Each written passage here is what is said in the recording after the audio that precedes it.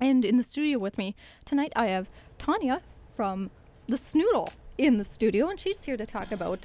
Now, Duluth is kind of celebrating clay, in a sense. There was a bunch of things that already happened, but there is still stuff going on. Yes. I'm here to talk about Duluth Celebrates Clay Fall 2013. And what that exactly was, Crystal, and is still going on, is 2 art exhibits down at the Duluth Art Institute. That's on Michigan Avenue behind the library downtown, the Depot building. Mm-hmm. And the Duluth Art Institute has the Steffel Gallery and the Morrison Gallery. And in the Steffel Gallery, Robin Murphy's showing her ceramic artwork. And in the Morrison Gallery, the Possession exhibit is on. Mm-hmm. And that Possession exhibit is actually a national juried art exhibit through the Minnesota Women's Ceramic Artists Association. I've been a member of that association for about 7 years now and started planning this Duluth Celebrates Clay event about 3 years ago. Okay. And so the exhibit is still on, and that runs until the end of November. Tomorrow, we'll be having a gallery discussion within the galleries, and that's at 2 o'clock. And Robin Murphy will be there as well as myself, just walking through the gallery space and answering questions and just sharing how we came up with the artwork within the space and her theme of her artwork. All right. Possessions, the National Juried Art Exhibit, again, was in a partnership with the Minnesota Women Ceramic Artists and the Duluth Art Institute. And it featured women artists and ceramic objects that vary in ceramic technique, ceramic medium, firing ranges, that basically can all coalesce around the idea of possession, hence the title Possession. And nationally renowned jurors Eva Kwong and Margaret Bowles selected 32 pieces of artwork that evoke a play with the understanding of ownership and control, and passion and property, and that idea of possession. There was over 64 applicants nationally that applied to the exhibit, and we had one local artist, Lenore Lampy. She was actually selected by the jurors and who has an art piece on display. The night of the reception, which happened to be a Thursday, September 19th, viewers were able to come to the reception and do a Viewer's Choice Award. Okay. So there was another artist that received an acknowledgement that night of their contribution to the realm of ceramics, but also a stipend. And that was presented through the Minnesota Women Ceramic Artists, who basically, beyond planning with myself, the exhibit had workshops and presentations that weekend of September 19th, where there was a variety of breakout sessions for anybody from the public could come and attend, hands-on clay demonstrations. And the organization is based here in Minnesota. Okay. And but we have members all over the state, and so they wanted to just have the energy to come up to this region. So All right, sounds very cool. So now there are these different little art spots that people can kind of go and see. And now when you say ceramics, just for some people who don't know, you're talking about pottery, but you're also talking a little bit about sculpture as well. Correct. Yeah, the Possession show, as well as Robin Murphy's artwork, it is both hand-built and wheel-thrown artwork. Usually when you think about ceramics, you think about the different techniques to create the form.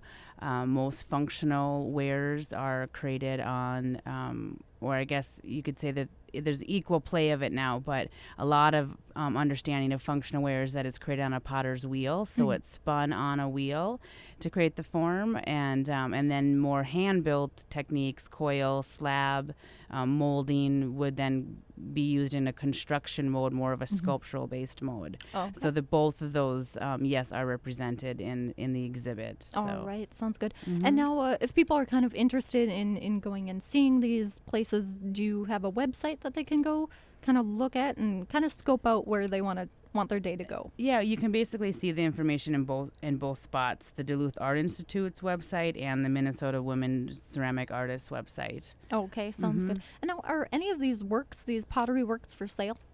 Oh yeah, everything is up to the artist if they truly wanted to sell the artwork. Mhm. I did notice that there were price lists at both of the gallery spaces, and when you walk into the both of the gallery spaces, it's really easygoing. You can pick up a little hand brochure and walk around and take a look at the artwork and see the title and if the artist is choosing to sell it or not. Mhm. Mhm. All right, sounds good. And now, these proceeds, when an artist sells their work, that goes directly to the artist, correct? Or does it go to like a benefit of clay as a whole, or? Well, I mean, the gallery representing is the Duluth Art Institute, so they would receive their percentage. Okay. It would be up between the artist and where they are showcasing their artwork to establish the agreement and have a contract that outlines that. So it would change. Okay. All right. Sounds good. Yeah. And now, Tonya, you are a working artist yourself, and you do ceramics as well. And you also kind of run and operate the Snoodle. Now, you mentioned before that you do offer classes. And now, if people are kind of just so awestruck by the pottery and stuff like that, and they kind of want to learn it themselves, or even just to see how it's done, you offer classes. Yeah, Snoodle Ceramic Studio is a studio that I've had for 9 years, and it's over by the Duluth Zoo.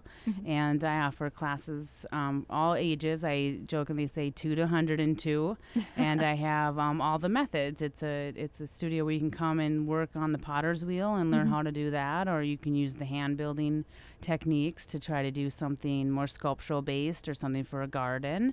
I have a lot of nonprofit groups come in. I have a lot of people who want to trade for time, for service, or for space in the studio, and just a lot of different groups. And I go around and about and work with different organizations as well off location. And essentially for an hour's time, you can come in and make something out of the clay. So you get to mold it, manipulate it with your fingers, play, have some fun in the studio, experience that, and then it dries out for a few days. You come back and you make another appointment, and you come back and you get to glaze it. So put the glass on the surface. So then it goes back in the kiln again, and you have a final object. It could be used in your kitchen to have your soup out of, or again, maybe just as a decorative object. But it's all about fun and experience and playing and just trying something new.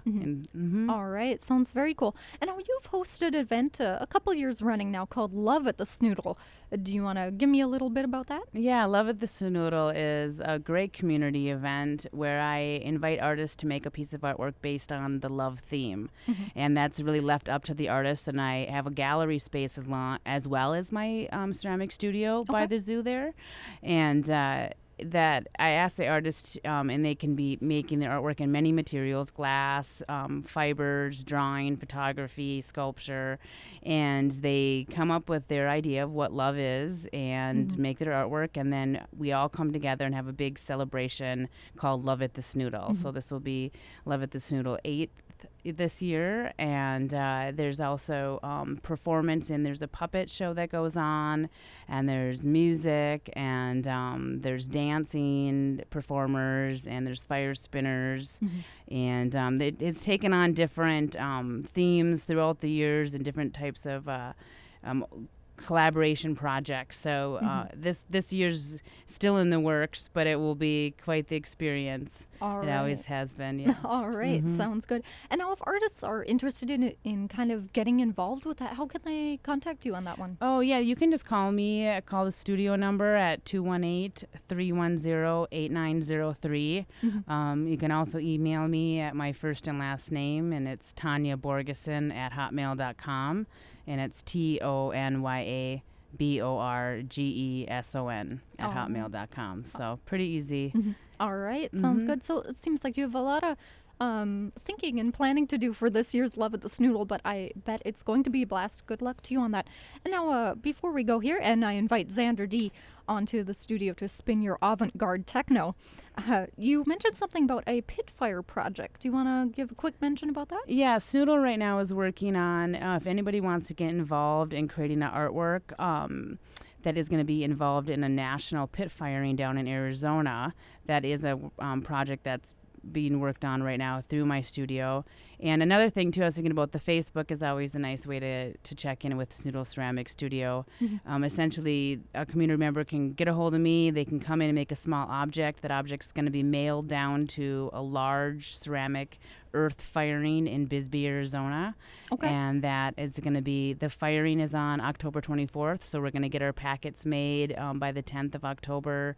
And then we're going to come back and celebrate that finishing experience. The pit firing gives you a different surface effect on the surface of ceramics. So Okay. yeah, so it's a collaborative group experience that we'll be showcasing in the gallery after our artwork's fired down there. All so. right. Sounds good. Very cool. Very cool. Seems like you've got a lot of stuff going on in the ceramic world of Duluth. Good luck to you on all of those. Great. Thanks, And, Christo. Yeah. Any other great projects that you have coming up? Well, I know that the Duluth Gallery Progressive also is going on. I know that that's a group of galleries that gets together, and that will be coming up here on October 11th, which is a Friday. And basically, a whole bunch of galleries have art receptions the same night. So look out for that. And there's a lot of great energy for the arts and for ceramics. And if people have any equipment or have any questions, they can always get a hold of me at that Snoodle Ceramic Studio number. All right. Sounds great. Thank you so much, Tonya, for stopping in and selling some of your studio time for us. Yeah, no problem. Thanks a lot. Of course, of course. This has been the 9 o'clock Meltdown. I was your host, Simply C. Thank you so much for joining me tonight. I hope you enjoyed what was going on. Sounds like October 11th is what's happening this month in here.